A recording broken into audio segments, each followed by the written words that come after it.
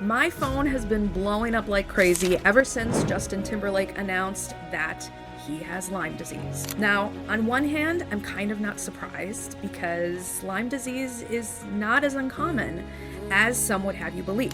The shocking part is reading some of these comments in the comment sections of these articles and videos and things like that. So I just wanted to go over some of these comments because they're kind of disturbing. Funkhauser says, "We're supposed to believe Timberlake was out in a forest or doing yard work.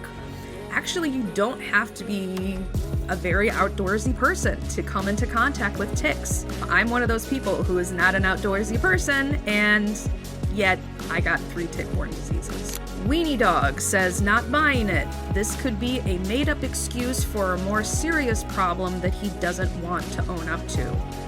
I really hope that's not the case. Fred says, "Notice this seems to happen to most burnt-out entertainers when their popularity drops." Okay. Richard and a lot of other people have said, "Cry me a river. Are you sure it's not Lyme disease, Lime, from the lime on his margarita?" Good one. Neil says, "Still doesn't explain how they don't see it or their family don't see it. They must not be shirtless very much. I could see them on my dog that has dark fur, so it's not hard to find them."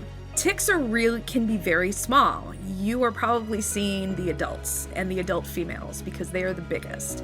Now, if you were to see a baby or a nymph, which is kind of like the teenage phase of a tick's life, they're smaller than a poppy seed. So pretty sure you're not going to be able to see them. You've just been lucky to find the ones on your dog. Only says, "Yeah, not buying it. He's looking for a scapegoating goat for his horrible tour. This is part of his it's okay to fail plan." I don't know if he was still performing with Lyme disease. And again, we don't know the specifics. We don't know what symptoms he's having.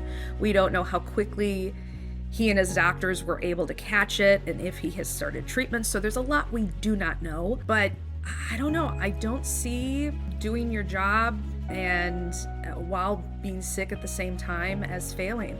That's actually very commendable. As you can see from all of these crappy comments, and this is just the tip of the iceberg.